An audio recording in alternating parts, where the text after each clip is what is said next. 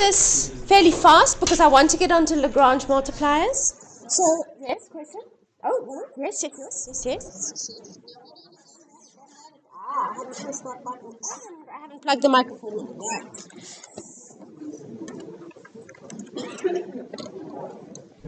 Do I have the little green light on the microphone? Yes, I do. Okay, all right, now we're ready. Absolute max and min. Easy part. In single variable calculus, do you remember something called the extreme value theorem? In single variable calculus, we had the extreme value theorem. Oh, someone's giving me an orange. Yay!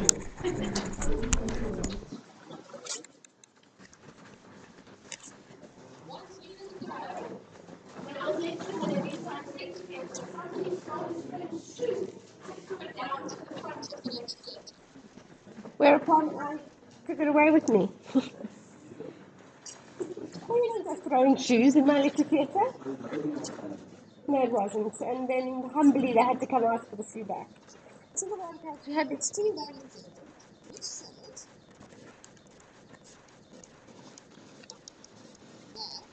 what's up with my stylus? That if our function f of x is continuous on a closed interval, and those are the two important things here, continuous and closed, then the function attains an absolute maximum and minimum in that interval. Catch up with my stylus. Attains an absolute, not just local. Actually, you could say global as well. Absolute global, same thing. Max and min in that interval.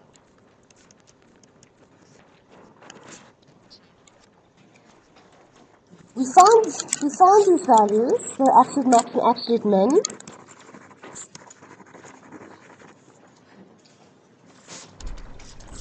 By examining the values, examining the values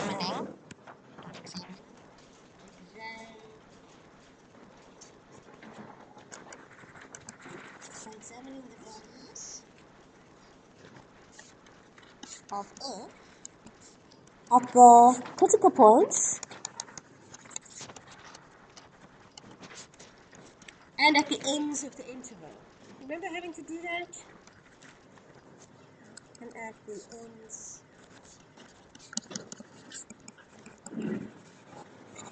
Okay, so you would have had something like a typical picture would be something like that, where you'd work out the function value here and here and here and here and here. So at the turning points, but also at the end points. And then you choose the biggest of them to be your absolute max and the smallest of them to be your absolute min.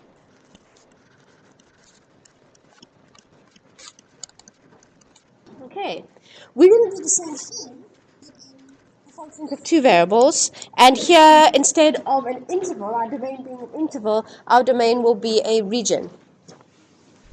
Okay, for a function of two variables,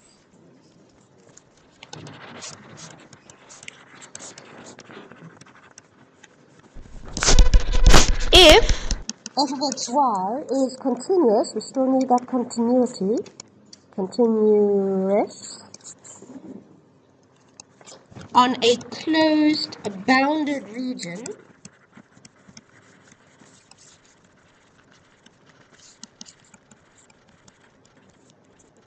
thank you, I'm calling that region D in R2, then once again, f attains an absolute or global max and min within this region. And we find these values the same way.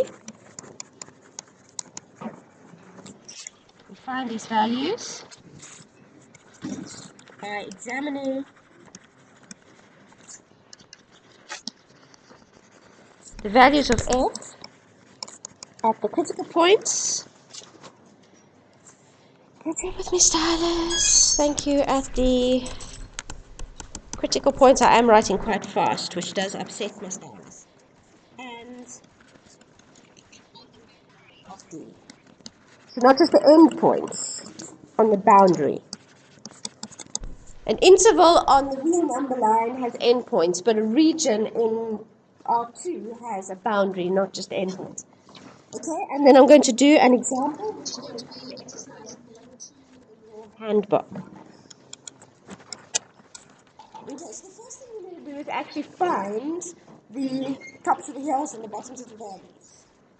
Okay, so I've got f of xy equals 2 plus 2x plus 2y minus x squared minus y squared, and I'm interested in the region bounded by x equals 0, y equals 0, and y equals 9 minus x, so that's a triangle. Okay, I'm going to draw a picture here, and I'm going to keep coming back to this picture. That triangular region is the region I'm interested in. I'm not interested in how the function behaves outside that region, only inside that region, and importantly on the boundary of that region. Okay. So let me work out my x derivative and my y derivative and set them equal to 0. That'll be 2 minus 2x, and that'll be 2 minus 2y. Oh wow, that's as easy as anything to solve. It's not even simultaneous equations. Point 2.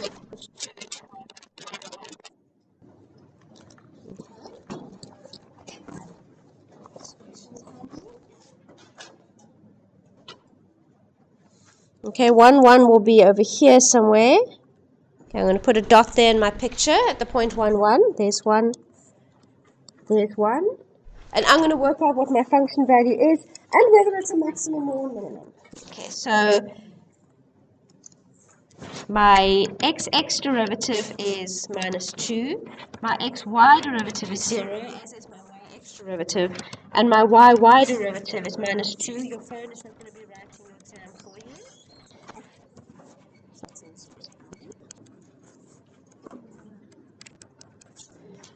And my little determinant is minus 2, 0, 0, 2. Little crisscross before subtract 0, which is 4. That's greater than 0.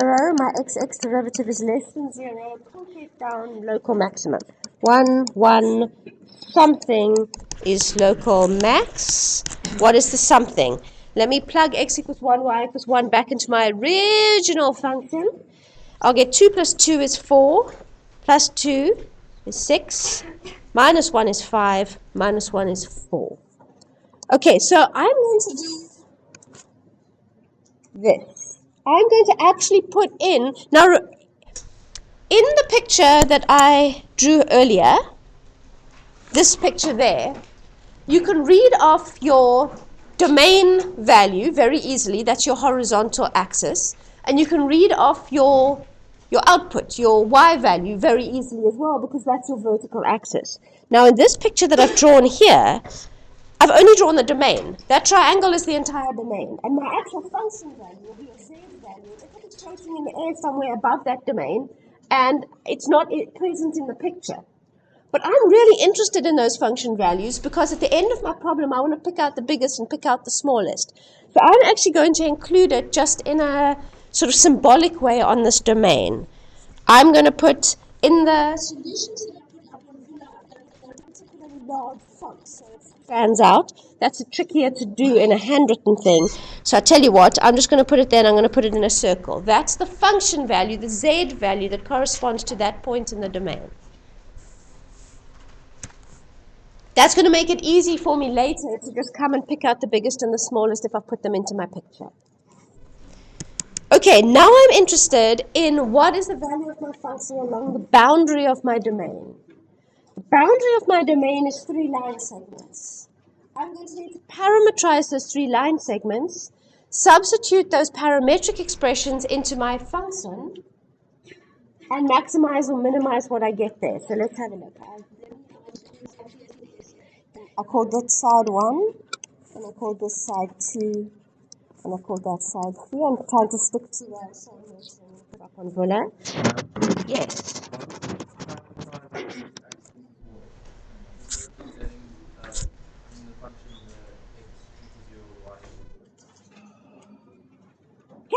Can do, because it's going to be such a simple parameterization. Absolutely, you could do that. So side 1, for instance, I'm parameterizing the x coordinate. So my y coordinate is t, where t goes from 0 to 9. So basically, I'm just swapping out the letter y for the letter t, and I'm substituting x equals 0. So you're quite right. In a more complicated shape, it might not be so simple. So when I substitute that in, I'm going to get 2 plus 0 plus 2t, catch up with this dash, minus 0 minus t squared. Let's tidy that up a little. 2 plus 2t minus t squared. Well, then I have to ask myself, what's the biggest possible value I can get out of that? And what's the smallest possible value I can get out of that, given that t only has a range from 0 to 9? And the easiest way to picture that is, in fact, to think of that as a parabola. Let's have a look. It's a sad parabola that has a turning point at 2 minus at 1. T equals 1.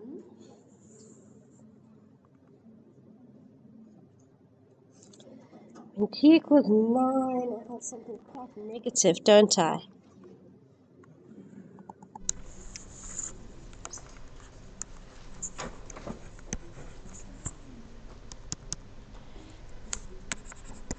Max function happens, max f is at t equals 1, and the minimum is going to be at t equals 9.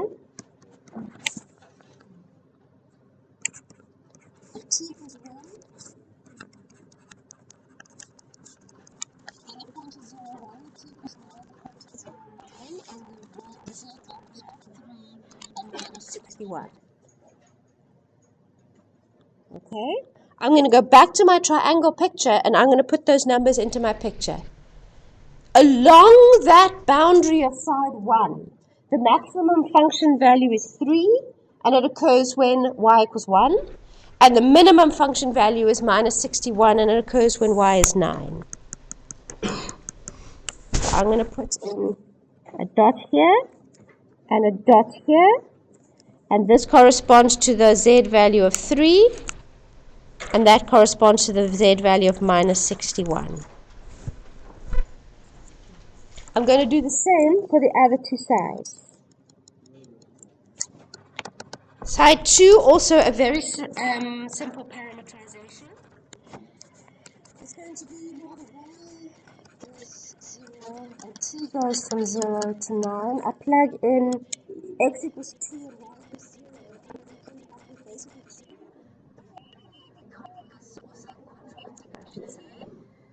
Because my original function is so symmetric to x and y, so I'm going to have f is going to be 2 plus 2t equals minus 2 minus 0.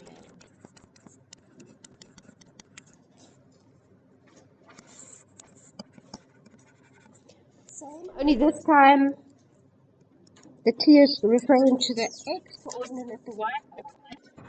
So max f at t equals 1, min f at t equals 9. So that'll be f at 1, 0, that'll be f at 9, 0, and it'll still be 3, and it'll still be minus 61 because it's such a symmetric function. If you look at the actual equation of your original function, it's symmetric in x and y. All the stuff that x does, y does as well. So that's why we're ending up with very similar behavior.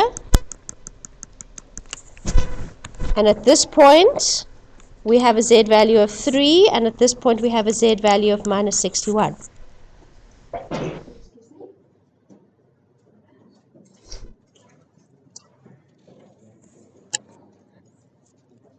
And then side 3, well, we already know quite a lot about side 3 because, of course, those two corners that give us z equals minus 61 also correspond to side 3. So side 3, if I were going to parameterize it, I'd probably parameterize it as x equals t, and y equal to minus t, when t is an element of 0 to If I plug that into my function, I end up with, well, you got to plug it in and then do a little bit of tidying up. So it's 2 plus 2t plus 2 times 9 minus 10.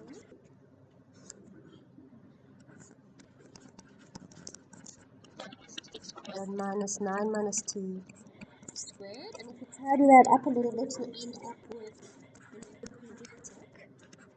So the minus there. 18t minus 61.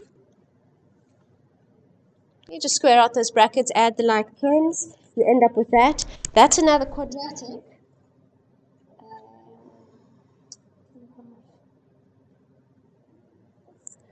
Which if you draw it,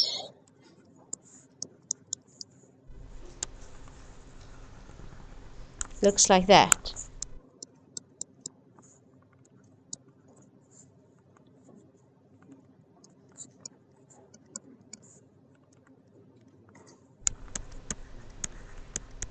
I know I'm doing this fast.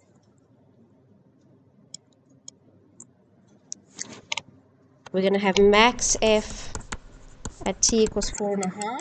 You can just work that out. It's a quadratic.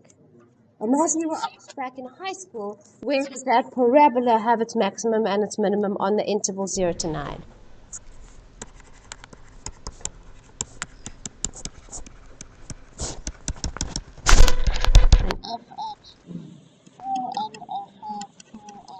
Half is minus 20.5, and f at 0, 9 is f at 9, 0, which is minus 61. And I can put that onto my picture as well. I'm going to go back up to that triangle picture. Don't worry, I will come back down here again. I'm just going back up to my triangle picture. The two minus 61s have popped out, but so has another point over there, which has a z value of minus 20.5. Did I say? Or was it a quarter? Half. Here we go. Those things in circles are all z values. If I actually drew my surface in 3D, those numbers that I've put in black with circles around them, those would be heights. Okay, and the negatives would be below the xy plane and the positives would be above. And now I want the maximum and I want the minimum. So the maximum of them all is 4, and the minimum of them all is minus 61. Where am I going? Going down to here. Absolute max is equals 4 at the point 1, 1. And the absolute min of the infinite square was minus 61, which occurs at the point 0, 9 and at the point 9, 0. Okay, bottom line. If you have a continuous function on a closed bounded region, you can not only find local maxima and minima, you can also find absolute or global maxima and minima. And the way you find them is by first of all finding the local maximum minima, the tops of the hills and the bottoms of the valleys, but also looking at the value of the function along the boundary of your region. To look at the value of your function along the boundary of your region, you need to parameterize your boundary, plug that parametric expression back into your function, your original function. Your original function is a function of two variables, but becomes a function of one variable once you've parameterized your boundary. In my case, I called that parameter t. You could call it whatever you wanted, but f ended up a function of t along that boundary. And then you just have to ask yourself, well, what value of t gives me the biggest possible f, and what value of t gives me the smallest possible f? And in our case, those three questions were all presented to quadratics, and we know how to find maximum and minimum of quadratics very easily. Sometimes you end up with things that are a little bit harder to work out, but what you're trying to do is simply look at that function of a single variable and say, where is its max and where is its min? And then you're basically back in first year maths or even back in high school maths. Even though it might look funny and you know that what you're doing is fundamentally a multivariable calculus thing, the question that you're trying to answer there is a single variable question. Back. Does the first part of the answer where we get the local maximum, does that count all the maxes in the region itself? Yes. Yes. So if you have any tops of hills or bottoms of valleys actually inside your region, then that whole setting the grad equal to 0 will find them. And then you've got to do the boundary story. And that's how you do absolute max and min. And it's not actually very hard. It tends to be slightly labor intensive because there's lots of steps to it. But none of the steps is particularly hard. Okay, given lots of time, I would then say, how about use our number 20 and I'd assign number 21 to the tutorial. However, we do not have a lot of time. And now that I've given that to you, I'm actually going to move on with Lagrange multipliers. Question. How many marks would that be? There'd be a few marks for just simply for the first part, setting the grad equal to 0. In this case, it was a very simple one, but we've already seen you can get quite complicated ones. So for this particular example, there'd probably be 1 for getting your first derivatives right, 1 for finding a stationary point, probably only 1 for your second derivative, maybe 4. 4 for that first part, up to finding local max. For this particular question, harder ones will have quite a few stationary points that we call max. So 4 marks, and then maybe another 4 marks for the stuff that comes after that. Yeah. Kind of depends on the difficulty of the question, really. In this case, it's not particularly difficult. There was just a single stationary point, and all those 3 sides, well, it was 3 sides, so that adds to the steps. But each of them only gave you a quadratic, and quadratics are pretty simple. So there's no funny trig identities you need to be using or anything. So probably about an 8-mark question, I'd say. For a harder one, maybe 10. Okay. All right, I'm actually going to open a new document for Lagrange multipliers.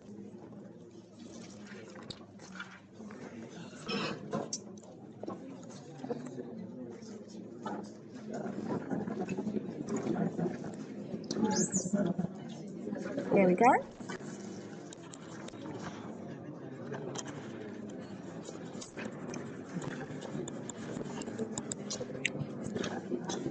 Okay, could you please keep quiet?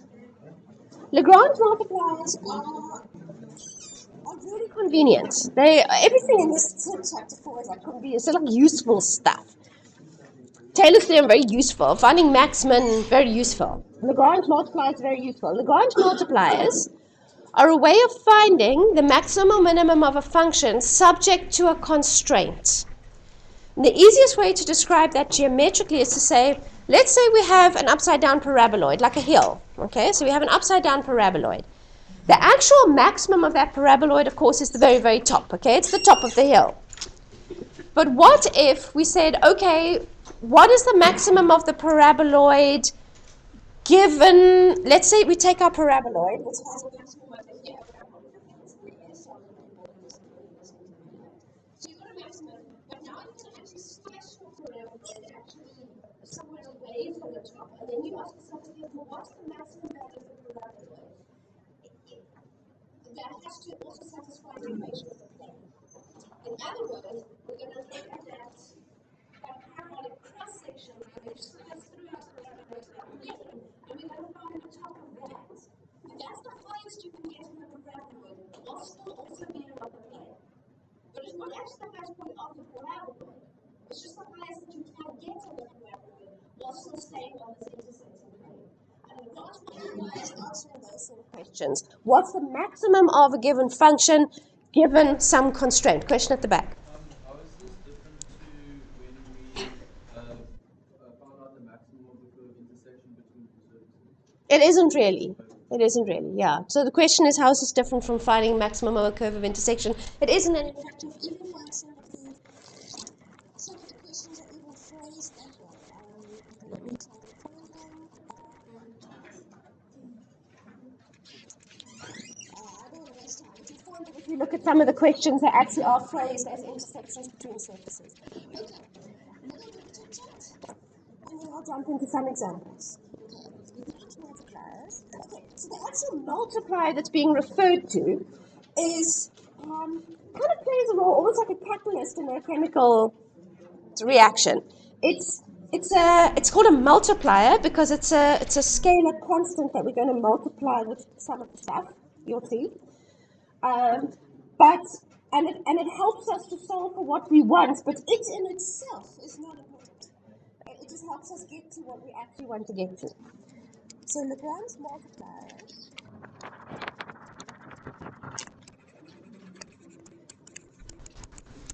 multipliers are constants. I'm actually interested in. Used in a technique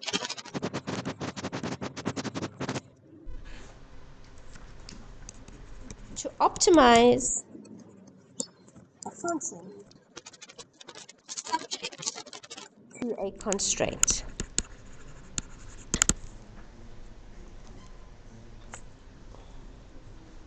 If you look in your textbook under the section of Lagrange multipliers, you'll see some nice geometric explanations and some good pictures that I would struggle to present here, just in my handwritten stuff. But Lagrange multipliers, they're very geometric. Some things in maths, if you're a practical kind of person, some things in math can be hard to understand because they seem so abstract and not hands-on. Whereas Lagrange multipliers, at least the technique of using Lagrange multipliers is actually quite hands-on because you can get really nice pictures and you can understand exactly what they're doing. But for that, I'd recommend check out a textbook or putting Lagrange multipliers into a browser and find some nice visual explanations online. Okay, to find. Catch up with me, stylist. Thank you. To find maxima or minima of a function f of x, y, z subject to and we express the constraint also as a formula that needs to be adhered to somehow.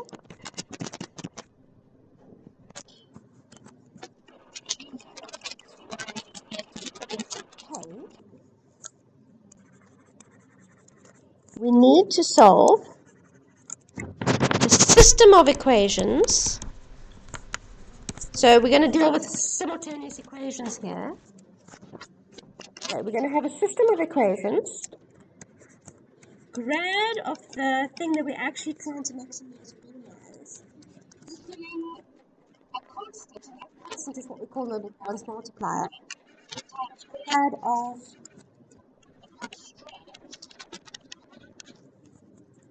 and then the actual constraint itself. Okay? Now I have written f and g there as functions of three variables. We'll look at two variable cases and at three variable cases. Of course, grad of a two variable function has two components and hence provides us with two simultaneous equations. Grad of a three variable function has three components and therefore provides us with three simultaneous equations. There's the constraint itself, which gives us yet another equation. And the hardest situation we'll look at is one where there are actually two constraints. So we're going to have a minimum of three simultaneous equations, which will come from two variables, one constraint, and a maximum of five simultaneous equations, which comes from three variables, two constraints. Of course, technically speaking, there's no limit to the number of equations, but those are what we'll look at. And it's easier to demonstrate with an example. And let me just actually is called the multiplier. But in a weird way, we're not actually interested in it. We're interested in where's the maximum of f and where does it happen. You'll see in the solutions that I'm trying to I think in every case if I can't solve it like that as well, that's not important.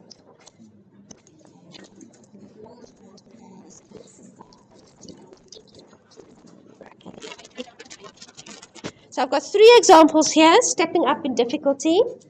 Number 22, this is as easy as it can get. Find two positive real numbers whose sum is 80 and whose product is a maximum using the method of Lagrange multipliers. So first of all, I'm going to name the numbers. Okay?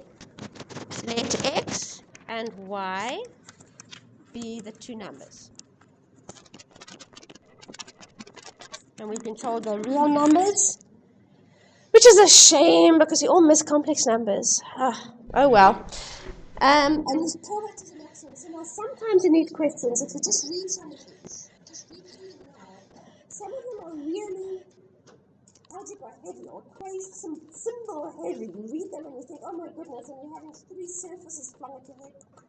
And it can be very tricky to figure out what is your F and what is your G. So you just want to keep calm and ask yourself, what am I trying to maximize or minimize? And in this question, I'm trying to maximize the product. So f of xy, which is the thing I'm trying to maximize, is the product of x and y. What is the constraint? The constraint is that x plus y is equal 80. So that's my f and that's my g. I'm going to work out rad f.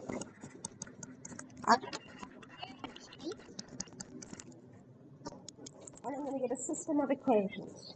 Y equals lambda times 1, x equals lambda times 1, and x plus y equals 80, and that's my system of equations.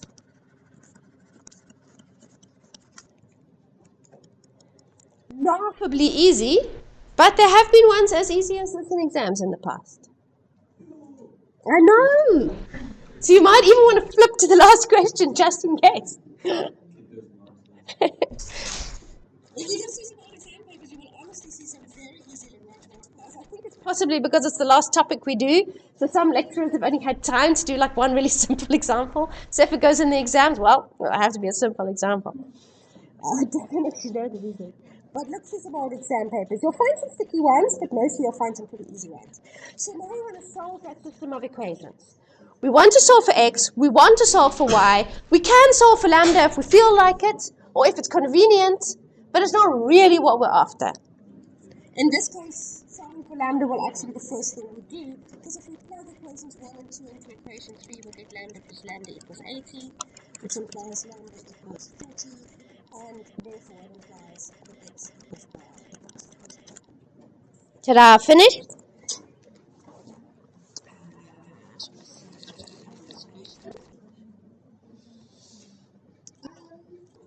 How do we know that that's a maximum and not a minimum? This can sometimes be quite a hard question to answer, sometimes quite an easy question to answer. We can check that this is a max, not a min. Look, it's the only solution, so it's got to be either a max or a min. So what I can do is I can choose a solution that is just a little bit shifted away from this optimal solution and prove that the product is actually slightly less. So if I work out the function value at this point, 40, 40, I'll get 1600. Okay. If I choose two numbers that do add to 80, and that are just a little bit different from this. Catch up with Mr. Ellis. I'll get that, which is smaller than 1600. Given that 40, 40 has to be an optimum of some kind, it must be a maximum. There we go. Product occurs at y plus 40. Easy peasy lemon squeezy, right? Let's try number 23. Yes. Numbers that satisfy the constraints in the original equation. Yeah. And test them later. Yeah. Any two. Doesn't have to be close by. Okay, 23.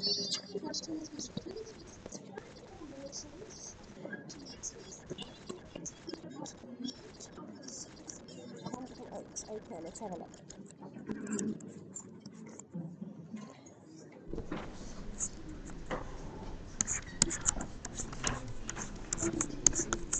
Okay, X, Y, Z.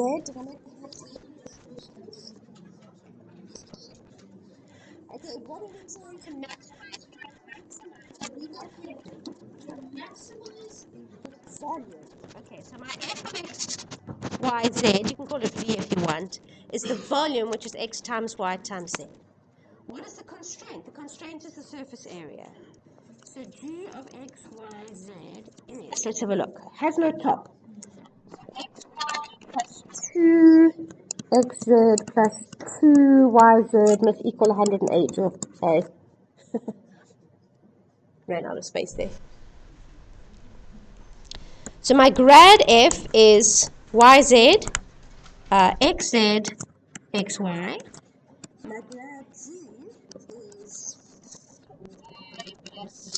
Okay, I'm going to run out of space, so I'll actually write it in the grad z is y plus 2z, x,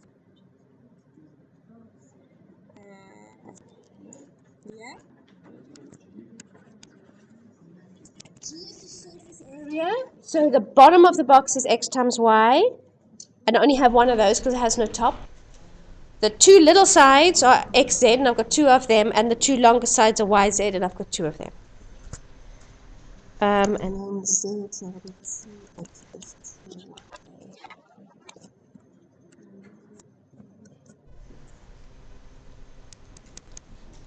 Okay, so my system of equations that I need to solve is lambda times y plus 2z.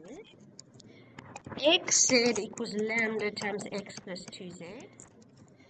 Xy equals lambda times 2x plus 2y. And then there's the constraint itself.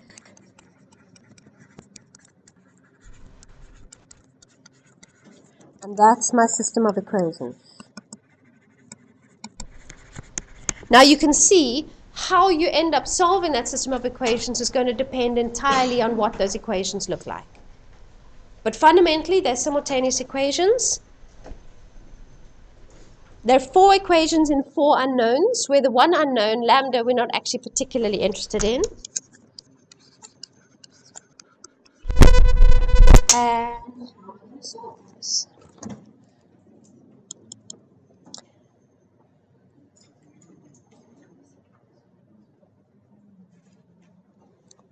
what I'm going to do is I'm going to take equations 1, 2, and 3, and you can see that the left-hand sides of equations 1, 2, and 3 are very similar, but they're not the same. I'm going to make them the same by each one of them multiplying by the thing that's missing. So I'm going to take equation 1, and I'll get x, y, z equals lambda xy plus 2xz. I'm going to call that equation 5. I'm going to take equation 2 and times 5. This is quite a useful technique. It pops up in a few of these examples. X, Y, Z. I'm going to multiply both sides by y. So my trick here is to take things that already look quite similar and actually make them look the same, because then in the next step I can start equating them. X, Y plus 2y, Z. And equation 3 I'm going to times by Z.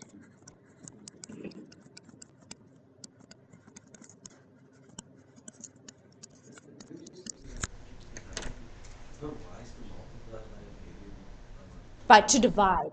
So I want to divide by. No, multiplying is fine, because in multiplying, you can multiply with anything, but you can't divide by anything. You can't divide by 0, but you can multiply by anything. So by introducing a variable, the only danger is you might be introducing something false, but that'll come out. The danger is in losing solutions, which is something you really need to guard against in Lagrange multipliers, because you can end up with some quite complicated systems of equations, and you're just looking for any means you have to simplify. I'm going to say, well, expression 5 must equal expression 6, because the left-hand sides are equal, so the right-hand sides must also be equal. And let's have a look at 5 and 6. Almost everything's the same there, except in the very last term, the y to x and the y to y. The left-hand sides are the same, so the right-hand sides must also be the same. And that means that this is the y.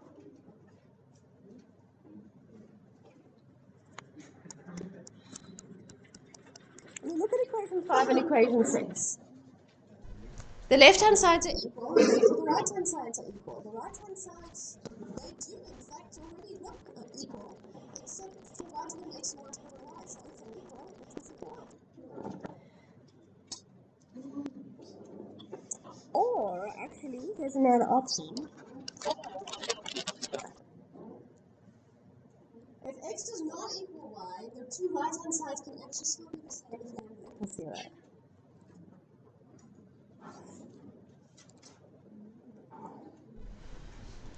Okay, if lambda does equal 0, then according to equations 1, 2, and 3, let's go back. Equations 1, 2, and 3, if lambda does equal 0, then it means yz equals 0, xz equals 0, and xy equals 0. And the only way that could be possible is if at least 2 of x, y, and z were 0, in which case we don't have a box. Let me move this. I'm right at the bottom of my page. If lambda equals 0, then according to this, 2 of x, y, z equals 0, which cannot be true. So even though algebraically lambda equals 0 looks like a solution, it doesn't actually give us a logical, geometric, actual real-life solution. Certainly not going to give us a maximum volume, put it that way. So we're not interested. X equals y is the solution that we're actually interested in. Okay, page jump. Okay, similarly, expression 6 equal expression 7, the left-hand sides are equal, therefore the right-hand sides must be equal. The right-hand sides, in fact, are almost equal. But y must equal 2z. Those are the two expressions at the top of the screen there. The left sides are equal, therefore the right sides are equal. The right sides, in fact, are almost identical, except the one has a y, but the other one has a 2z.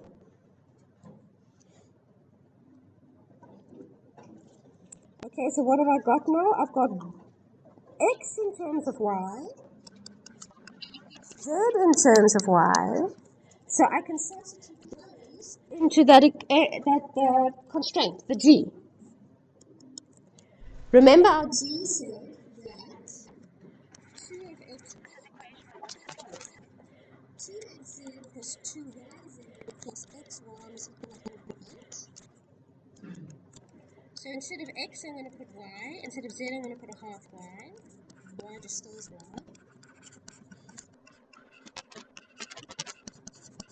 And now I have an expression. The constraint g was in terms of 3 variables. So because I've managed to get x in terms of y, and because I've managed to get z in terms of y, I can turn g into a function of 1 variable, and therefore I can solve for it. I could have done a similar trick, replacing everything with x or replacing everything with z. Okay, and if we solve that, 6.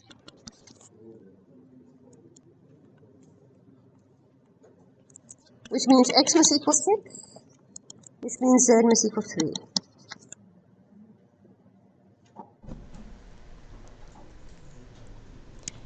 And so the maximum volume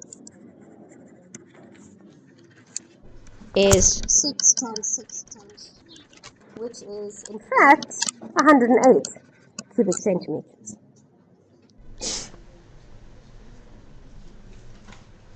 Okay.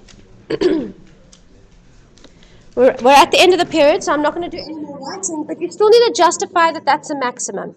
So you could justify that it's a maximum in a couple of different ways. You could do so numerically, simply by choosing it is the only optimum. So it's want to be max or min. So you could choose other dimensions that still satisfy the constraint, but are just a little bit different from these, and show that it gives you a smaller volume. Or you could choose a logical argument, and you could say, because you have a fixed surface area, if you make your base very small, you'll have to make your height very big to maintain your surface area, but that would have a very small volume. Or you can make your base very, very big, in which case your height has to be very small, in which case you'll also have a very small volume. And obviously the sort of limits in either direction are zero volume. It stands to reason there must be a sweet spot somewhere in the middle where you have a maximum volume. So you could choose some sort of logical argument rather than a numerical argument. But either way, you need to justify that somehow. I put up my solutions, you'll see that I've done. And I just want to do volume C. I want to do 45 and 26, and then we're done. So that's tomorrow's lecture. Yeah.